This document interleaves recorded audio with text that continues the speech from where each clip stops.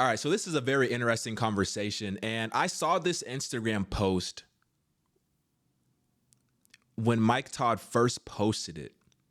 I sent it to my friend, and I was like, do you not see something weird about this, that a pastor is posting this? But then I just never really gave it any more attention. I never really thought about it after that until today, because I saw this video that Alan Parr posted, which was, in my opinion, done beautifully. The way he laid out his points, the way that he rebuked Mike Todd, but in a loving way, in a way as a Christian is called to do so. He did it way better than I could ever imagine.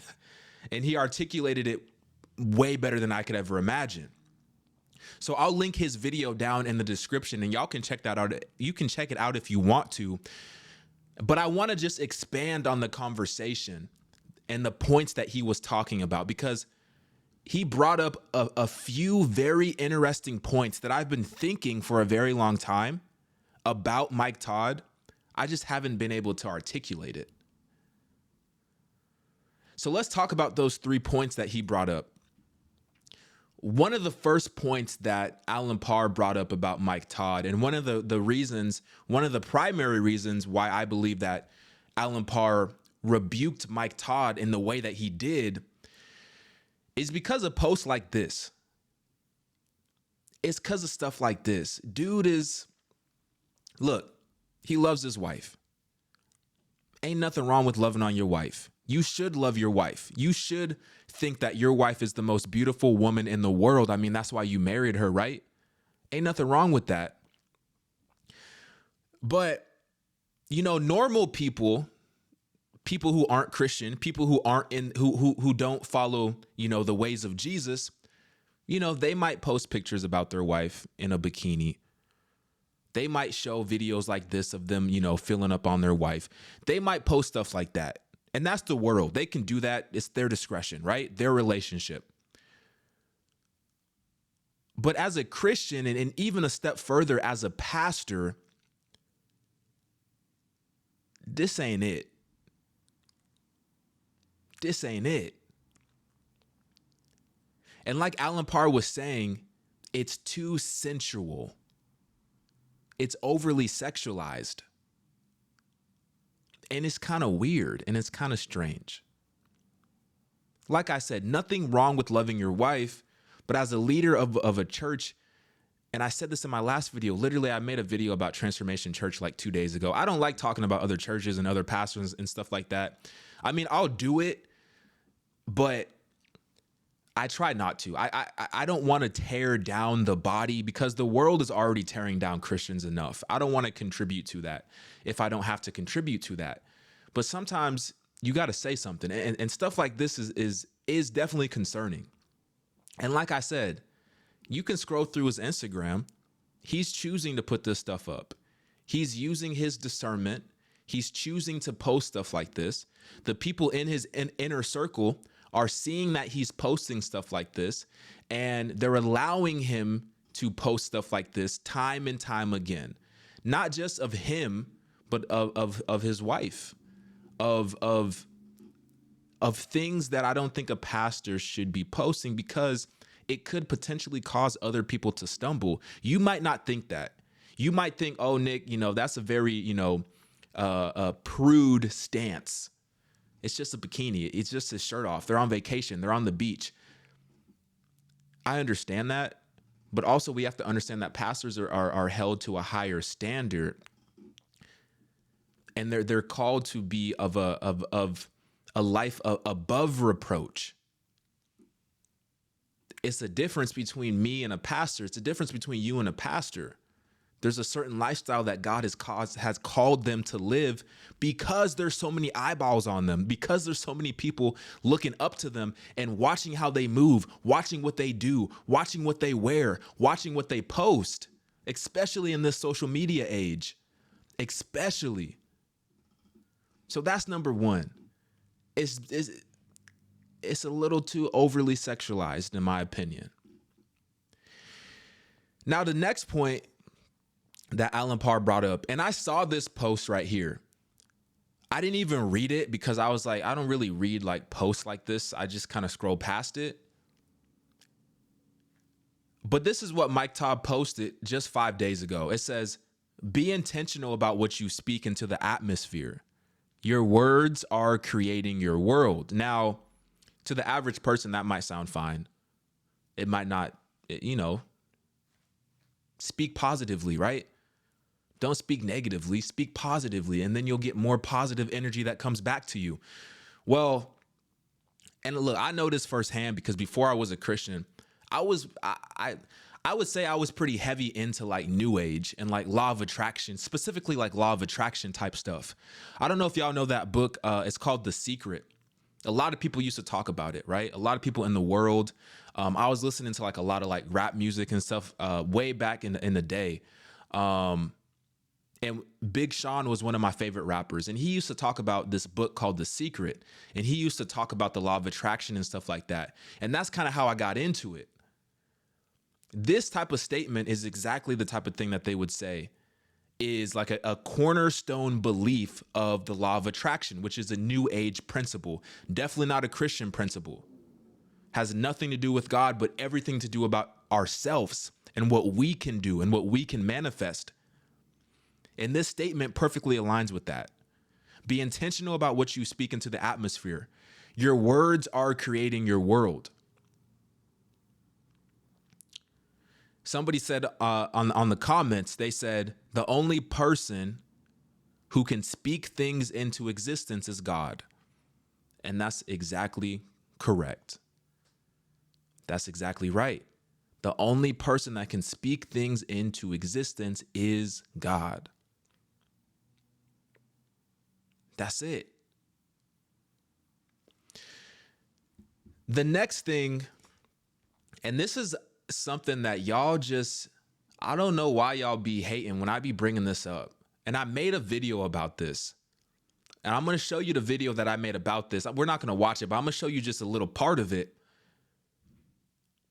But do y'all be noticing, like, bro, Mike Todd be flexing. He be flexing. I'm talking about, I'm looking at some of the jewelry that he has on a regular basis, assuming it's real jewelry. I don't know why it wouldn't be real. It'd be kind of weird if he was wearing fake jewelry, because if he's wearing fake jewelry, then why even wear it in the first place? So assuming his jewelry is real, I mean, there's some sermons he's got on at least $60,000 worth of jewelry. I would just guess. Maybe I'm wrong. I'm not a jeweler. I can't even say that word. I don't be selling jewelry, right? But it looks very similar to a lot of these rappers, what they be wearing. And that's why I said, and I said this in my last video about Transformation Church, it seems like they're trying to be so much like the world, and they call it representing the gospel. But y'all don't have to be so much like the world, because Michael Todd, and this is what Alan Parr said in his video, Mike Todd is one of the most talented speakers of this generation. I mean, dude is very entertaining just naturally. People just gravitate towards him. He's very articulate, and people just want to, follow him and watch him. And that's how God is able to work through him and use him. But it's gotten to a point where it seems like Transformation Church is allowing the entertainment value, the entertainment element, to outweigh the biblical element of what it means to go to church, of what it means to lead. And look, I don't know nothing about running a church. I'm just a dude on YouTube just talking, right? But at the same time, I can use my discernment. And I posted this video, this is 3 months ago. I posted this video 3 months ago. Not a lot of people liked this video. I don't know why. I mean, I thought I was being pretty fair, but my argument was this. Mike Todd, sometimes he be out here looking like a whole rapper. This is a rapper right here. That's a rapper. Now look at some of the chains that Mike Todd be rocking. You really can't tell the difference. If you didn't know that Mike Todd led a church and you just saw him walking on the street dressed like this, would you think that he was a pastor? Now, I'm not saying that pastors all have to look the same and pastors all have to be, boring and wearing a suit and, all this kind of stuff. It's cool. It's not a sin to have money. It's not a sin to have nice things. But the Bible does say that we should be humble. The Bible does say that we should be humble. The Bible does say that we shouldn't cause other people to stumble. And one way that we can cause people to stumble as somebody who's in leadership, specifically in a church, as somebody who's in leadership, how many young people do you think follow Transformation Church? How many young people do you think follow Mike Todd? How many young people do you think see Michael Todd on their Instagram feed, on their TikTok feed, every single day? Dripped out, fancy clothes, nice clothes, $1,000 of jewelry on, $1,000 worth of jewelry on, hundreds of dollars in shoes, in handbags, in cars. And like I said, it's not a bad thing to have money, but there's a reason why so many of these young people are suicidal. There's a reason why so many of these young people don't want to be here anymore on earth. It's because of social media and the images and the programming that's being fed into their minds. And this programming is that you have to have nice things. You have to have a fancy car. You have to have nice clothes. You have to have money. You have to be successful. You have to grind. You have to hustle. This programming is literally causing so many young people to be depressed. We're living in a time where depression and anxiety is higher than it's ever been. Suicide rates is higher than it's ever been. And large reason why is because of social media. Is because of feeling like I'm not enough, because I constantly see people who have everything that I want and I don't have it. And I want it, but I don't know how to get it. So I'd rather not be here. And that's why we're seeing this constant trend of mental illness. And so when we have a pastor, and I'm assuming that he's doing this unintentionally, but when a pastor is participating in this type of conditioning, it becomes a problem because you're causing people to stumble. And I'm sure Michael Todd has money independently. Like, he's not completely reliant on Transformation Church, the organization, in order to pay all his bills and to, make him rich and stuff like that, because he has books that he's written that have been very successful. I'm sure that he has other business ventures that he's involved in that are very successful. It's not bad to have money. It's not evil. It's not a sin to have money. But there has to be a certain level of, okay, I'm a pastor. How can I be humble about this? How can I go about this in a way that's not going to cause other people to envy me? How can I go about this in a way that's not going to cause people to perceive the church or perceive me as being something that I'm not, or trying to achieve something that is not the goal, whatever that is. Another thing that Alan Parr was talking about was this idea that Transformation Church is very much a prosperity-driven, prosperity gospel type of organization. And it's on their website.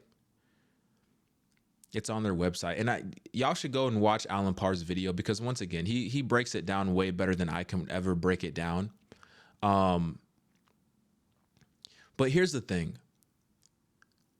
I think for me, the reason why I feel like this situation has the potential to be a bad situation Because we've seen churches rise and we've seen them fall, just like we've seen people rise and we've seen people fall. Look at the Bible. Look at King Solomon. People rise and people fall. People have an anointing and people fall out of grace. It happens all the time. And I think seeing Transformation Church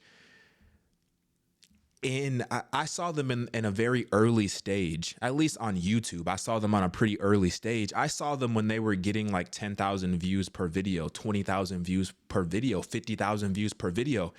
And then all of a sudden I saw when they went from like 50,000 to 100,000 to 200,000 to where they are today.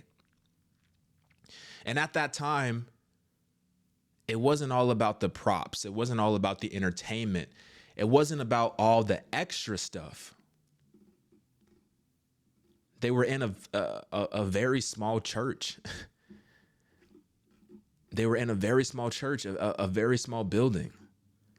And the Spirit was moving and the Spirit elevated them and God gave them a platform. But now it seems like a lot of the stuff that we're seeing now is very gimmicky. It's very gimmicky. And look, I don't want to hate on Mike Todd. I don't want to hate on Transformation Church. I'm not telling y'all to stop going there.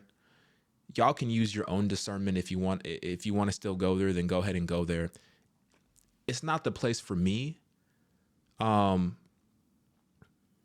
hey, I'm sure these dudes are good people. They're just dealing with what happens when you become successful and when you feel like you have to be like the world in order to save them. But Jesus didn't come to be like the world. If Jesus came to be like the world, they would have never killed him. It wouldn't have been no issue. If Jesus came to be like the world, if Jesus came to be a friend of the world, they wouldn't have killed him. But the reason why they killed Jesus, the reason why they called him a blasphemer is because he went against the world. He turned the world upside down. So we don't have to be like the world in order to make an impact. You know, we're called to be set apart. We're called to be a light. So, you know, I pray that Mike Todd and Transformation Church, I pray that God opens their eyes and I pray that their heart is in the right place. And I pray that they don't experience a fall like we've seen so many of these big churches fall. I pray that they don't experience that. I pray that God can change their heart before that even becomes an idea. And I think y'all should be praying for them too. So what do you think about this situation? Like I said, go watch Alan Parr's video. I'll link his video down in the description. He did an amazing job. Shout out to Alan Parr. And if you haven't seen the last video that I made about Transformation Church, go ahead and watch the last video. I'll link it somewhere as well. But let me know what you think about this whole Mike Todd situation. Are we overreacting? Are y'all seeing what we're seeing? Let me know in the comments. Like this video, subscribe. I'm out.